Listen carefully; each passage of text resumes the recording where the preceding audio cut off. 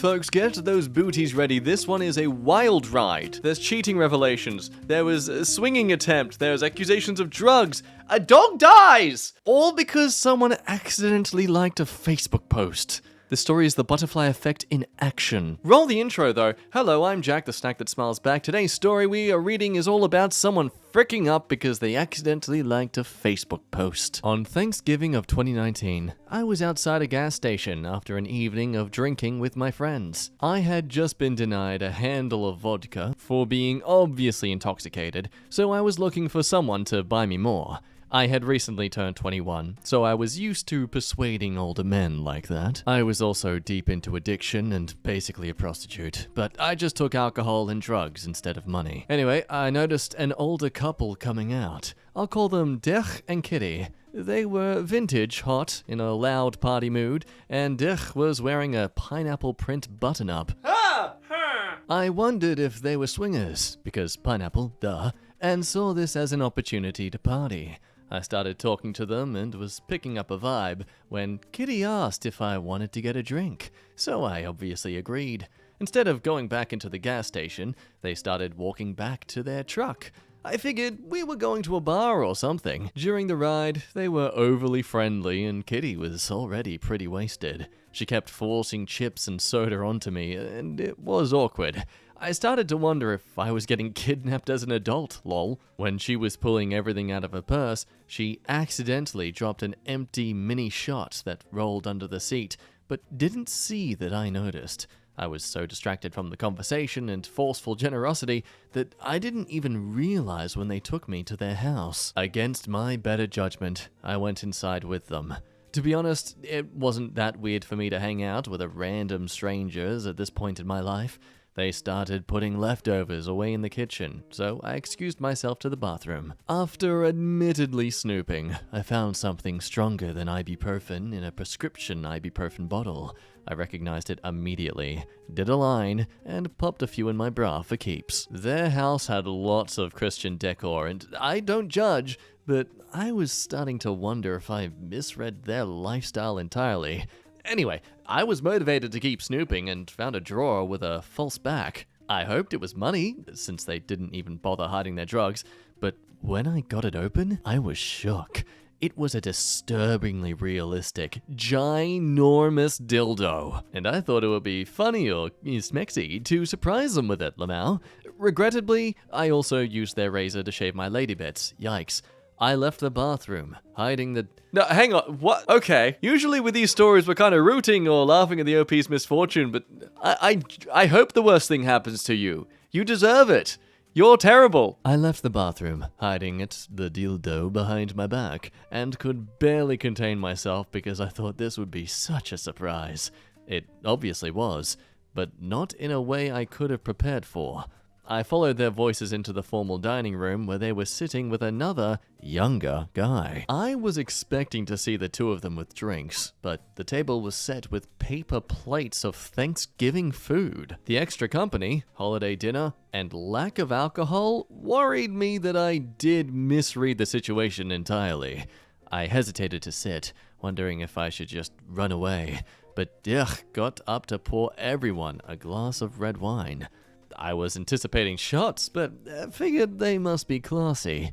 I thought at least I'd be able to get more drunk.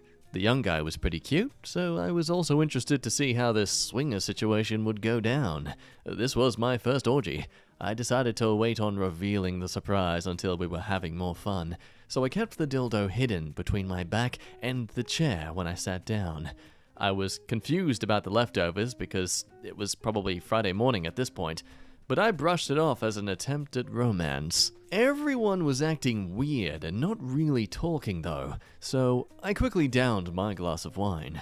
When I asked if I could have another glass, Dich uncomfortably said that was the last of it. At a dinner party, I would understand he was politely declining, but I was annoyed and confused why they brought me there to drink in the first place. Since I was ready to bounce, I decided to see what was up. I jokingly replied to Dich something like, since there's no more wine, maybe we could do some shots. Gesturing to Kitty, trying to ease the tension. The dude next to me looked like I had 3 heads. Kitty, straight-faced, looked me in the eyes and said, I don't drink alcohol. She had this pretentious tone about it too. I didn't know if they were fricking with me or what. Then I noticed Dirk never poured her a glass of wine, and I tried to process what the frick was going on.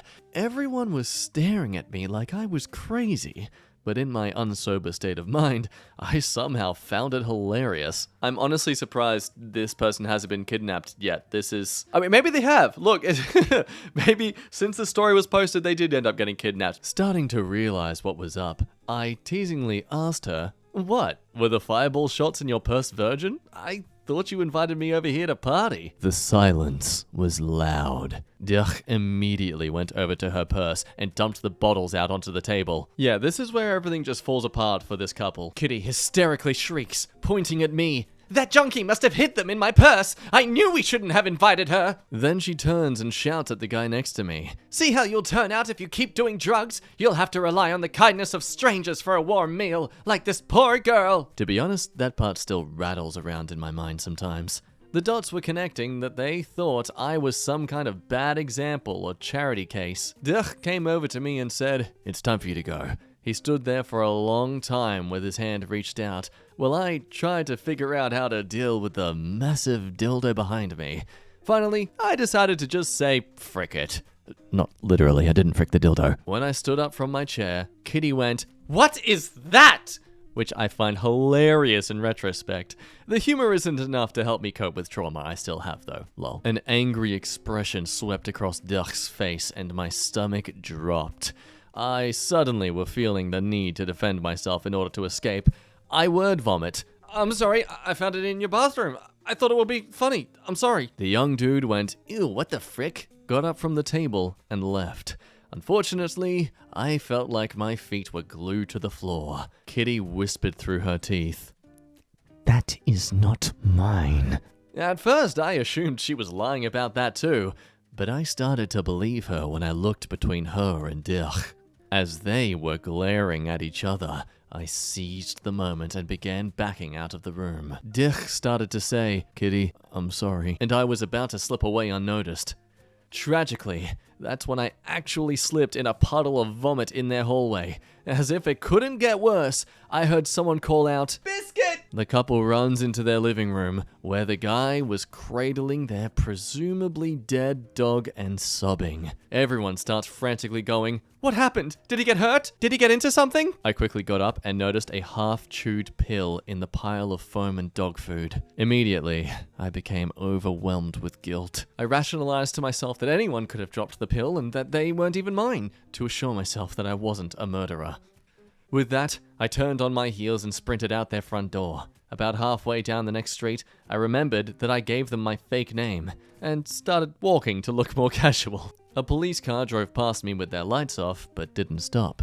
The adrenaline cancelled out the drugs and alcohol enough for me to find my way out of their neighborhood, thank God, and back onto the main road that the gas station was on. I sat down on the curb because I started to feel sick, and not a minute later, another cop shows up, this time with their lights on.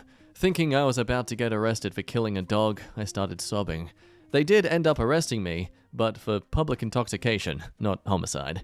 Apparently, I was sitting right across from a DUI checkpoint. Stupid. They also found the pills in my bra, and long story short, I was fricked. I spent a hot minute in prison and thought of it as justice for Biscuit the whole time. Now, I had no intention of getting clean by the time I got out, but made progress in rehab as part of my probation.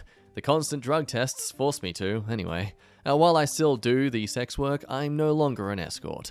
I have a criminal record now, which screws up a lot of potential career options, but life is better. I have my own apartment, my own cat, and am California sober, lol. You might be thinking, oh, good for you, OP, you undeserving whore, but 2019 was more than a day ago. If so, you're right. Less than 24 hours ago, I was on my phone and came across a suggested profile on Facebook. I live in a small town, and sure enough, it was Kitty! I stalked her page and learned that I caused more chaos in their lives than I thought. She ended up going to rehab for alcohol, I don't know about the drugs, shortly after Christmas of that year. She attributes her sobriety to her faith, and her posts are interesting. Good for her, though. They are divorced, and Dirk has since remarried. He lives up to his namesake because he's now a seemingly happily married to a gay man. I found out the young man was their son, which makes me feel weird about imagining them as lovers in retrospect. Based off his posts, I think he's closer with his mum. Good news is that Biscuit seemed to have recovered because he died recently in 2021. Bad news is that when I was scrolling through their son's page, I accidentally liked something he posted. So I deleted all of my social media in case they recognized me. I'll never live that night down. Yeah, delete everything. It's the only safest. It's the safest option. It's the best you can do. Because either way, they'd get a notification for that. And these comments are absolutely gold. Dick's secret dick revealed Dick's secret. Just when you start to think, wait, wasn't this supposed to be about a Facebook post? It comes back around with this twist. That's one hell of a story, though. Hope you're doing better now. Yeah, I slightly rescind my original comments about this person being a total a-hole. It's good to see you've cleaned up your act a bit. But also, wait, pineapples? That's a thing? I like this shirt. I've been wearing this shirt in public for a long time. Especially when I've been single. Oh my god. This actually reveals an experience I had like, oh gosh, 2.5-ish years ago? I thought this couple, like 10 years my senior at like a nightclub that I met I was doing goofy dancing and they saw me. They were dancing next to me as well. We're having a good time. I kind of ditched my friend group I was hanging out with that night to hang out with them for the rest of the night because they were all bailing. And we got some like late night feed. Then they took me to the casino, did some betting and stuff. And I didn't bet. I just watched them with it and, gave my own advice of like what to bet on and stuff like that. Oh my god, I was wearing this shirt. Ignorance is bliss, folks. It's funny what you fall into when you aren't actually aware of what you're doing. Onto some other interesting hijinks. Now, this next story does talk about self-harm and such, so if you're someone who's a bit sensitive to that sort of topic, please disregard the story. But it is a funny one in a way too. How the national hotline saved my life in the most wacky-assed way possible. So one Christmas 3 years ago, I was in a dark place mentally, and to make matters worse, I got into a really bad fight with my husband. I took the car to go cool off, but I realized as I was driving that I was starting to get these terrible intrusive thoughts. Stuff like, I should slam straight into a wall, or I should go out to that bridge in downtown and drive off the edge. I pulled into the next available driveway, which oddly enough led to a church, and slammed on the brakes. I haven't had thoughts like that in years, and honestly, they scared me. So I did the first thing that came to mind and called the national hotline. This lady picked up and asked how she could assist me. And through tears, I explained that I was having thoughts of harming myself and I wasn't sure whether I should trust myself or not. The only problem was that I was crying too hard for her to understand me. She kept asking me to repeat myself until finally she snapped at me. Ma'am, you have to calm down. Can you just get it together for 1 second and stop crying? I was so stunned from her attitude that I actually did stop crying. And finally, I was able to explain what was happening in a clear voice. When I finally finished, she asked if that was all, and I said yes. There was a few moments of awkward silence. Then she let out a frustrated sigh and said, okay, I'm not really sure what you want me to do about that. I was so thrown off that I just went, huh? In a small voice. It was such a bizarre situation. I was genuinely fearing for my life, and this woman seemed almost annoyed with me for it. Then she said something that I will remember until the day I die. It's Christmas, man. Come on. Maybe just try to feel the holiday spirit and realize that things aren't that bad. I kept the line open for a moment before hanging up on her. I know you're not supposed to do that, but the whole thing was just so ridiculous. Why was she so bothered by me? Isn't her whole job to be there for those who desperately need it? I chuckled once to myself, and then again. Before I knew it, I was bent over in my seat, howling with laughter for almost 5 minutes straight. I genuinely don't think... Reader. I genuinely didn't think the national hotline could have picked a worse person to work in a crisis situation. How could she frick up her job that badly? I mean, God, imagine if she had picked up the phone and it was someone more unstable than me. I wiped away the rest of my tears, drove home, and never told another soul. It's been years since that happened, but I just saw a hotline ad and it reminded me of that hilariously freaked up situation. I guess the lesson here is to call the hotline because they will save your butt one way or another. Wow, she really did the equation wrong but got the right answer, huh? Task failed successfully. And okay, not to disrespect the importance and the validity and the expertise that people who work for this hotline have, but some of these people's experiences are insane. I once called about 2 years ago, my lowest point ever. The lady was like, "Well, have you tried drinking a cup of berry tea?" I was just sitting in my car at the side of the road in complete silence for a few seconds before I hung up. The social protocol states that when a person is upset, you offer them a hot beverage in a to-go cup. Take that as you will. Comment below does kind of point out it's actually a valid strategy they do. It's not that crazy, to be honest. We all know the cliche things rarely work, it gets better and you've got to have hope. Even on Reddit, that makes people go, ugh, you clearly don't get it. But maybe focusing on something really small, like, have you tried drinking some tea, or a cup of coffee, or eating a candy bar, is like saying, try to enjoy just one little thing, and maybe you'll realize you can find little comforts here and there, and that's a starting point. I have no idea what more anyone can really say, because there's very little anyone wants to hear when they have little hope. Yeah, this happened to someone I know. They called a hotline and was put on hold with some easy listening music. The music was so ridiculous that they started laughing and was able to pull themselves out of the crisis. I once texted a hotline when I was in a dark place. They told me they wouldn't help me because I said the word fricking, as in, I want to fricking die. I got so mad I forgot that I wanted to. I know, God forbid you use an oopsie word. I guess you don't deserve life privileges. Oh my God. Imagine talking about something as dark as hurting yourself, but then being upset about the word fricking. I called when I was 17 and about ready to blow my head off. Crying, irrational. I'll never forget what the lady said to me. Are you, legit sad? I was so perplexed by that I finished the call and just went to bed. But let's move on to a curious case of what is considered just you as a partner being insecure versus your partner genuinely committing emotional adultery with someone else. They're emotionally cheating. That's the phrase. The story started 2 days ago with this person's girlfriend who's 29. They have a best friend, 38 male, that she bought a magnetic heart bracelet for them that separates in 2 pieces for his birthday. One for her and one for him.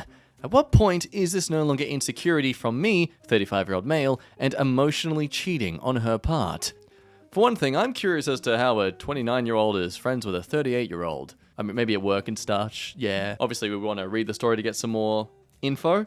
All he posted was this. I'm going to leave the rest of the backstory out about her and her best friend for now. I'm just really curious how you all would handle your significant other giving a gift like this to a friend of the opposite sex. Of which, that does not help at all, mate. I mean, there are so many things to consider. Is he gay? Are they childhood friends? Yada, yada, yada. There's a lot of factors to consider here. But the top comment, it's Reddit. Everyone's going to assume it's some sort of cheating. But it does say, I'm a woman, and I would never consider giving a male best friend a gift like this if I were in a relationship. It seems disrespectful and just straight up unnecessary. There are so many other gifts. Agreed. Assuming there isn't a legitimate backstory as to why she's giving this to him. Hell, maybe it was like surgery and she offered one of his kidneys, But thankfully, today, there's been an update on it all. And finally, they actually go into the backstory of it all. So, firstly, wow, I did not expect to come back 2 days later and find the original post to be locked after reaching the comment karma limit. I read through all of the comments, and I know some people wanted context and background story. I didn't include it because I thought the question itself didn't require too much context, and honestly, also because there are so many other red flags that I know I'm probably just an idiot, and it's just embarrassing at this point. Sir, I respect you and your fear of dishonor, but don't you dare cheat us away from getting to experience these red flags. Us readers need the red flags. We need the flag juice. It succumbs to us. It satiates our taste buds. Anyways, backstory. My girlfriend and I have been together for 3 years now. She is not the girly type, and always seems to have mainly guy friends. I'm insecure, and I know that. We've talked about it and gotten through it in the past with a different guy friend she had. The main problem I have is her constantly talking about them, praising them, and seriously texting them all day long while ignoring me. Fast forward. The guy she bought the matching bracelet for is not some best friend she's known forever, nor was it a gag gift. She has been working with this guy for maybe 6 months to a year. This guy is married, by the way. So yep, immediately a red flag.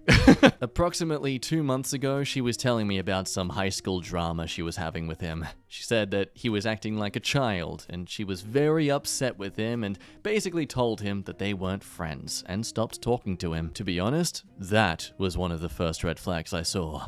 I've never seen her get upset in the way she did, almost as if she was trying to hide her feelings for him. Maybe I'm wrong.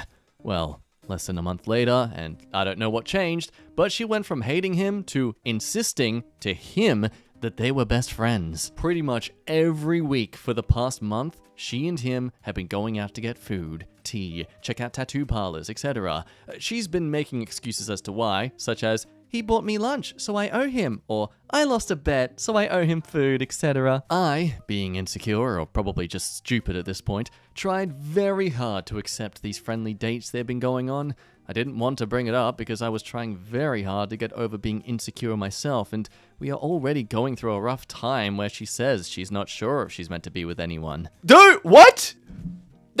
Oh, wow, I'm sorry, no, man, I'm sorry, you are stupid. You need to accept this about yourself. You've been teasing it a bit here, but come on. I was gonna say at first, hey, maybe you're just perceiving these things because you are insecure, man, and you're, projecting this idea of what she's being like with a lot of presumption. But then she's told you she's not sure she's meant to be with anyone?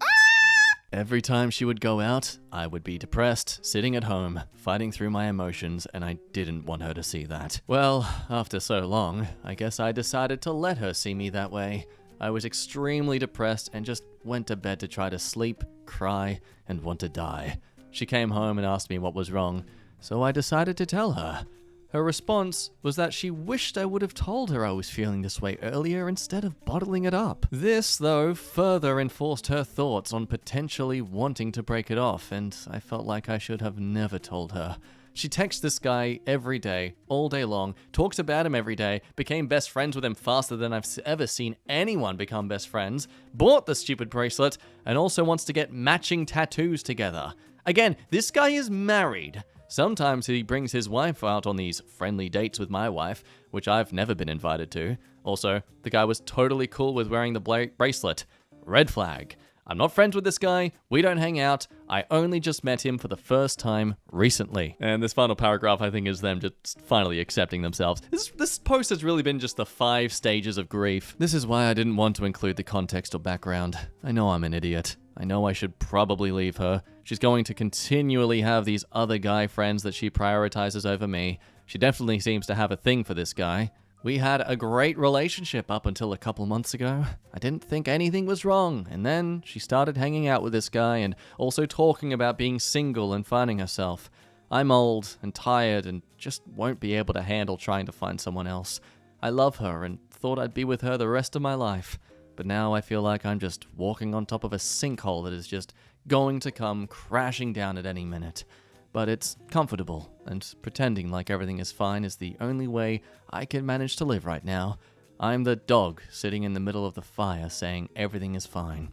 Thanks for reading. In the top comment, yeah, dude, she's 100% not best friends with this guy, and I'll bet my left leg his wife isn't going on these outings.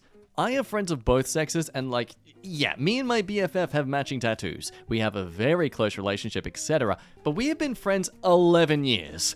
The heart bracelet kills me though. Bro, that guy is her boyfriend. She's working her way out of that relationship with you, and based on the actions, I'm guessing she's hoping you will end it so she can remove her own guilt. Some nice support from people though. I mean, Opie is obviously feeling the worst right now. Bro, you might not get this now, but she is beneath you. Let someone else deal with that heartache she causes. The sooner you get out and live your life again, the sooner you will be happy. She is a weight you have to drag around with you all the time. Let the weight go. Be free again. I know it can be scary to take that step, but if you do it, in the long run, you will be happier, and you will look back and say, why the frick did I put up with that Schmidt? Move along and let her have her misery. I'm sorry, dude, but also, you will recover. Seems like his horrible feelings and just depressing in general, it's all come from her. I mean, not to say it's all her fault the way he thinks of things. Obviously, his insecurity is his issue to work through, but it just sounds like she's just not the right match for him at all. If she isn't someone who's clearly monkey branching, then she's obviously someone who's just very comfortable having a lot of guy friends. And that's okay. She should be allowed to. There's just some of us out there who just are dealing with things that don't make us compatible with some people at that point in our lives, or even ever. And I mean, really think to yourself, does he love her because she's genuinely amazing? Or does he love her because she's in such demand in his eyes with all these other possible suitors? suitors. I'm sure we all have experienced someone who's been in a relationship, maybe even ourselves, where we thought this person was amazing, but we've only been dating them because they were in a high demand in our social circle of sorts. I mean, I haven't experienced that. I'm more the kind of person where the moment I see someone else attracted to them, I'm like, yeah, I don't have a chance. Nah, that person's probably better anyway. It's I'm lazy about pursuing in that regard. Because hey, the way I see it, if this person is truly right for me, they're gonna come for me. Like, you know, I'll give out my hand, of course, but I'll accept if all I get back is a high five. Because we're good friends. Anyway, that'll be the end of today's video. Thank you as always for watching, supporting us in the good story reads. Thank you to everyone who posts these kind of stories on the internet for us to enjoy and gain some insight from. I hope you learn a thing or two as you read these people's experiences and apply them in your own life in a way that could be useful. Anyway, that's the end. As I said before, love your faces. See you next time. Bye-bye.